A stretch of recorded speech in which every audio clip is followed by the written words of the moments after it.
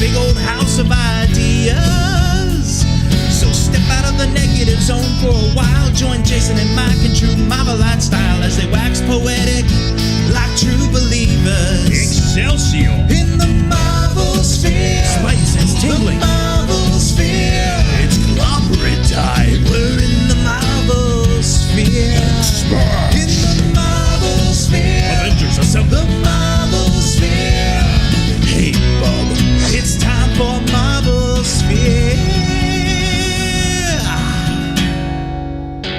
Hey everybody, welcome to the next episode of MARVELSPHERE, brought to you by NeverEndingRadicalDude.com. We're your hosts, Jason Furie and Mike McG. All right, well today we're going to talk about all things Captain America, mainly Captain America in the Marvel Cinema Universe.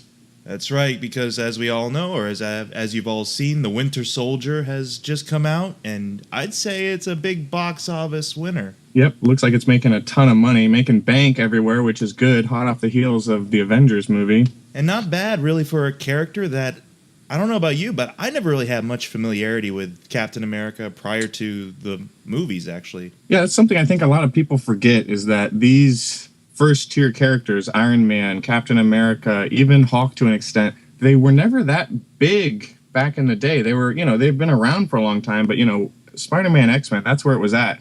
This cinema universe really catapulted these characters to the front line. So what was actually your first exposure to the character overall, where you really became familiar with him? I'd say, growing up, as discussed before, I've been a huge Marvel fan, read the Marvel comic books as long as I can remember. And to be honest, it was just never a character that appealed to me. Just all red, white, and blue, stripes, stars, all that stuff. It just wasn't that cool. But I will admit, I did like when he would come into my universes, say X-Men or Spider-Man. He would team up with them a lot. He even showed up in the Fox cartoon near the end. I think it was season 5. But I was just never following him regularly. My first actual exposure to reading him was in the Spider-Man crossover, like you said, Maximum Carnage. But then it wasn't until actually like Civil War started where he kind of took the anti-establishment approach and became a renegade, and especially with his death, because that death was very complex. And very short-lived, if I remember. It hit the headlines, and then a week later, he's like, he's back. A death in the Marvel Universe, I think the best we can hope for is somebody like Jean Grey or Colossus, where they're gone for like at least 5 years our time, and then they come back and it means something. But, a couple weeks, a couple months, same year, that doesn't have the effect. Good grief!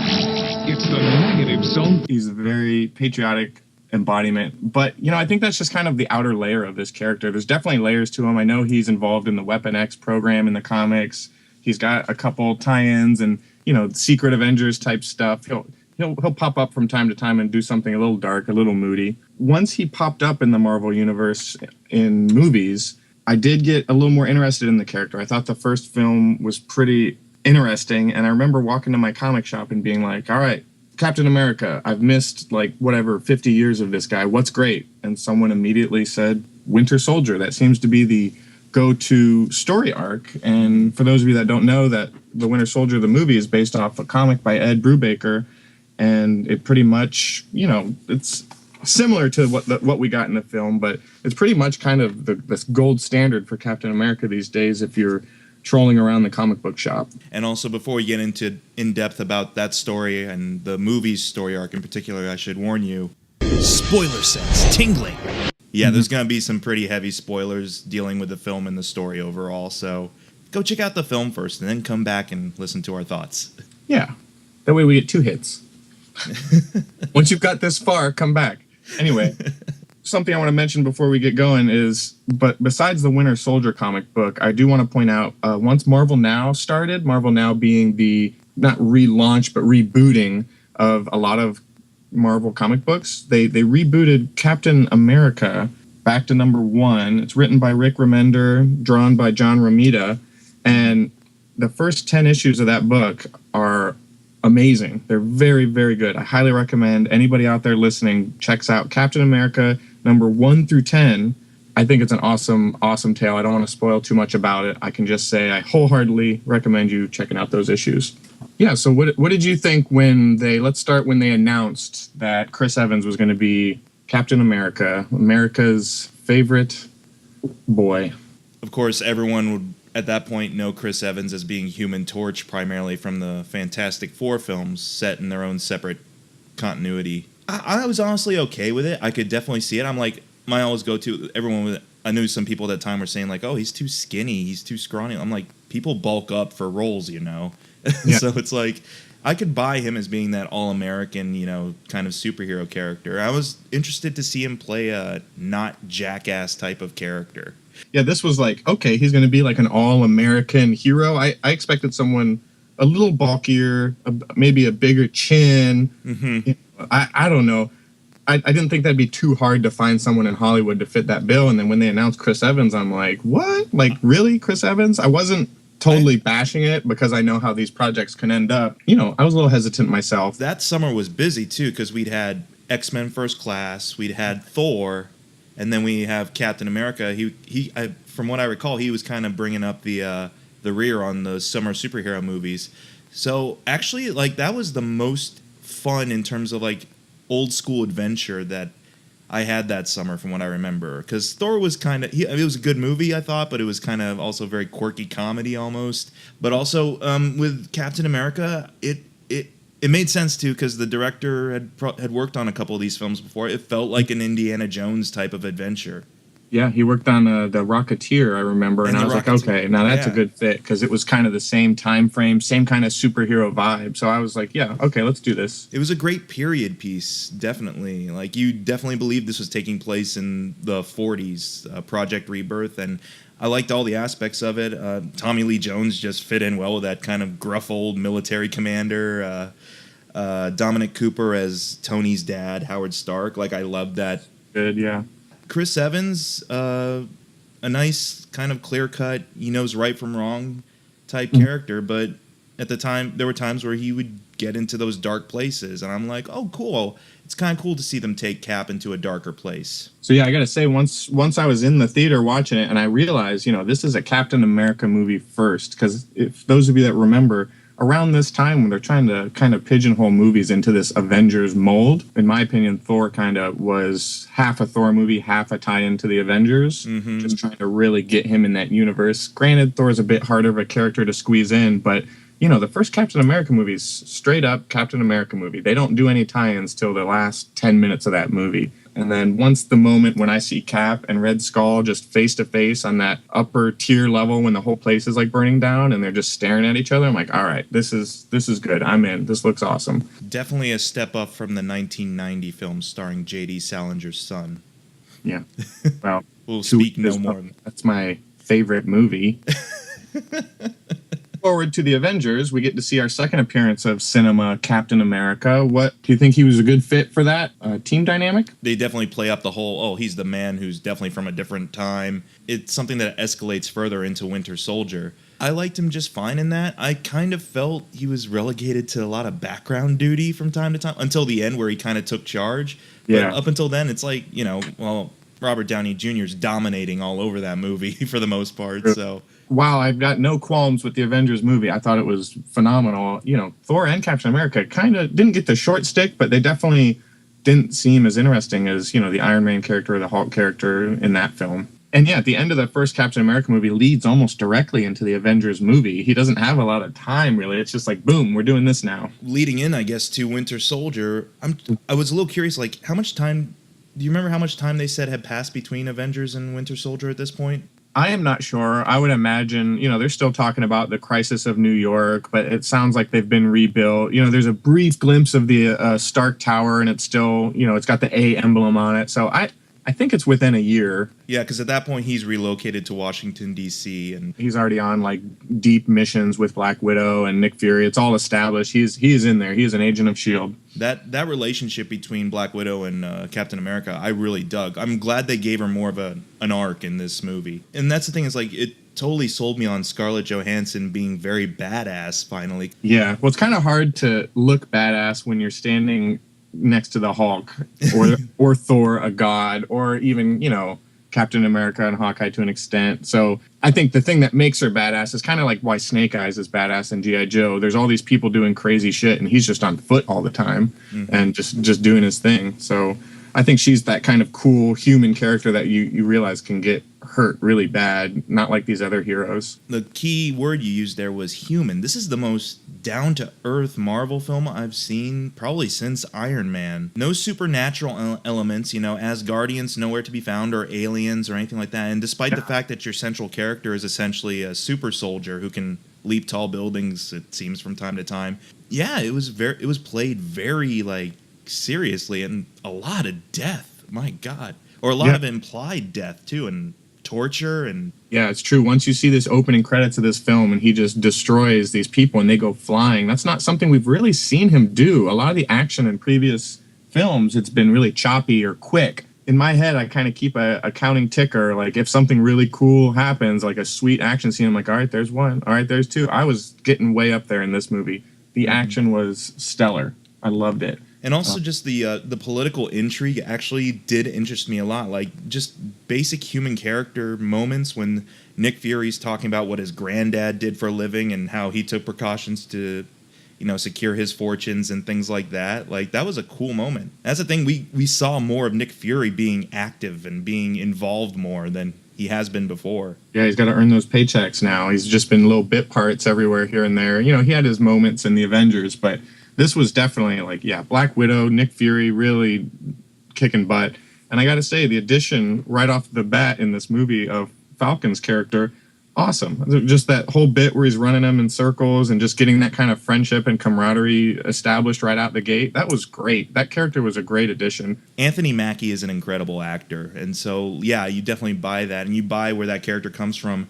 In this, he's being played more as a veteran with, serving like a PTSD, group and support group. And yeah, I'm not that familiar with Anthony Mackie as an actor, but I got to say, right out the gate, he's a very likable character on screen. He just jumped into this universe without missing a beat. He just kind of blended right in there with the ranks of Captain America, Black Widow, and Nick Fury. And I was really glad that they included him, and I was double glad that he wasn't wearing his original red and white costume with the gold emblem on his forehead. That would have been rough. That would have been some rough business. It would have been an easier target for them to hit. Yeah, just bright red. Like, I'm going to sneak in. I'm like, okay, you're bright red, and there's an eagle following you. Or Falcon. Jeez. We might as well talk about this. Did you see the twist with Robert Redford coming a mile away? Well, yeah. I mean, they show a character like that, someone high in power within S.H.I.E.L.D., telling Nick Fury what to do. Of course he's going to be corrupted. When has S.H.I.E.L.D. not been corrupted, Mm-hmm. I think the thing I was curious about was, are they going to do a twist like they did in the comic book where this upper character or someone behind the scenes ends up being the Red Skull? Mm-hmm. Definitely ran through my mind. And I gotta say, even though I would have liked to see the Red Skull come back and start kicking butt again, I'm kind of happy that the villain of this film was pretty much just the backwardness of politics and the corruption in big corporations such as S.H.I.E.L.D. I think that was a smart move. I actually like the little nods that they gave the mythology established, especially like how Arnim Zola plays into it. Oh, yeah. Much more closer smart to his comic book counterpart, in the sense that he's this computerized intelligence now that has been corrupting S.H.I.E.L.D. since its inception. Yeah, and that was kind of a brilliant take on the character too. He's like talking about how he's on like film and he's just very fragile, but he's like been behind the scenes. Mm-hmm. My only hope, which is just the nerd in me wanting everything and nitpicking, was that when Cap started taking out the TV, you remember, he threw it and shattered it. Yeah. I was like, okay, there needs to be some kind of robot coming out of the shadows with the screen on his chest, just saying, not that easy or something like that. Oh, that would have made my day. That would have been amazing. That would have been kind of cool and a nice like nod to the fans of the comic, definitely. But for what we got, I mean, he served his purpose essentially in that. And like the fact that there's just little flashes of stuff like Hydra's been infesting S.H.I.E.L.D. since the beginning, and they've been responsible for big things like the death of Tony's parents, and everything like that, and like playing parts in key events around the world and having to deal with S.H.I.E.L.D. And they would bring in tertiary characters that you never give a second look at before. You're just like, oh, there's that agent there from the Avengers, but then all of a sudden, whoa, that agent from the Avengers is a bad guy? Yeah. Gary Shandling's a bad guy? Yeah, from what was he in Iron Man 2? Yeah, I never would have seen a Gary Shandling character turning out to be an a-hole. Yeah, never. It was all that nodding back to the fact that this is the bigger universe and that what goes on in this movie has ramifications for the rest of the movies and television, endeavors and everything like that.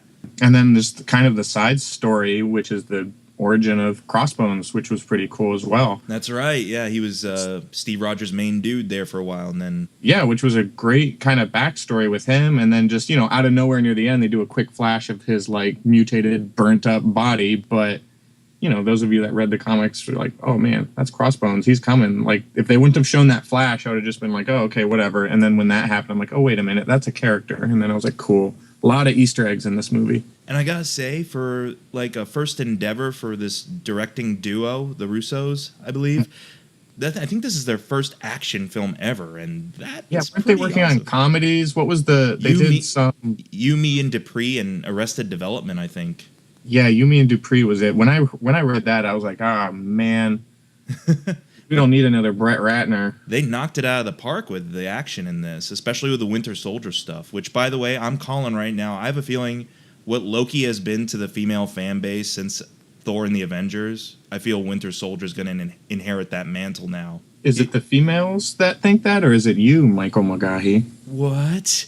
No, you get what I'm saying though. Like ever since Thor and Avengers, I've heard nothing but women be like, "Oh, Tom Hiddleston, Loki is so he's this wounded bad boy. I can change him." And now maybe they'll probably be thinking the same thing with Bucky. I think the only thing that would stop them from thinking that is, for a movie called Winter Soldier, he wasn't in it that much, if you think about it. That's true, I guess. He was really just kind of the Darth Maul of the movie and was just kind of like, I am mysterious. And then he'd grab the shield and do this and that. And however, unlike Darth Maul, though, he actually had a full arc in this movie, so to speak. He didn't just show up for the point of causing havoc. Like, there was actual conflict and unspoken conflict between him and Captain America. And even, like, during, like, the reprogramming scenes where Robert Redford's slapping him and, they're wiping his mind clean for his next assignment. Like, that was hard to watch. I'm like, this is PG-13? Oh, my God. Yeah, you really felt for the character in a few of those moments. I definitely did, because he just didn't really remember what was going on. And he's just kind of a product of this horrible corporation that's just experimenting on him. I definitely appreciate that huge kind of villainous presence in the Marvel movies besides like a brief look at Thanos or, Loki wreaking havoc. I think this is a cool villain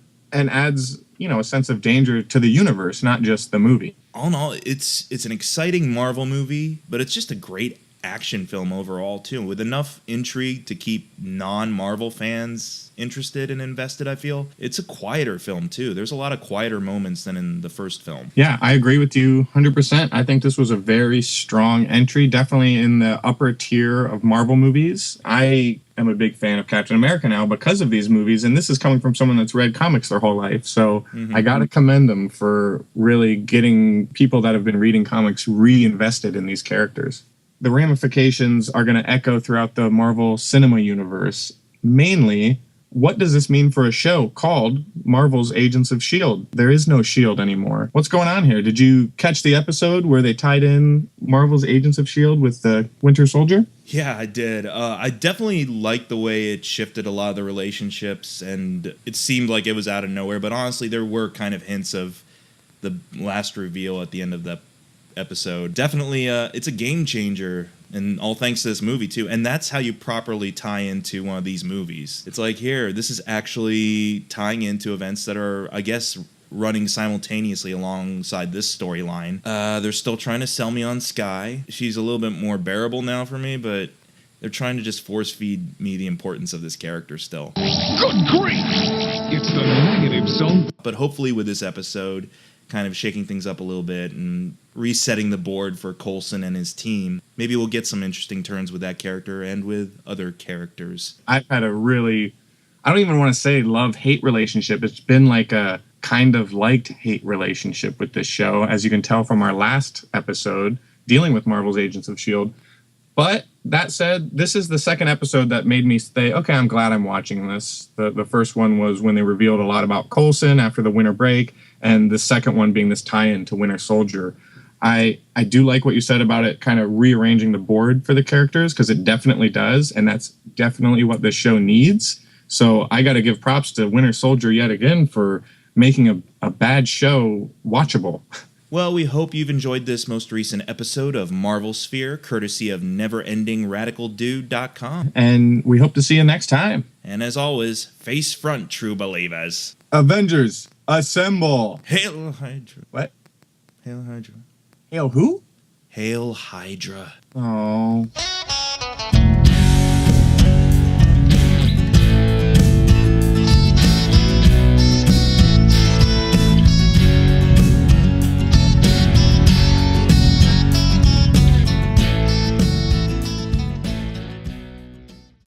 Hey everybody, welcome to the next episode of MARVELSPHERE, presented by... Spear. Here we go. Speared Pickles. Okay, All right. take two. There's something about his screen presence where you just like the guy immediately. He's just got this presence on him, so well done. Oh, I'm so sorry. I'm so sorry, Jason. Okay. I choked down on some water. And that might be a good place to stop. Pick up again on the Anthony Mackie thing. I'm so sorry.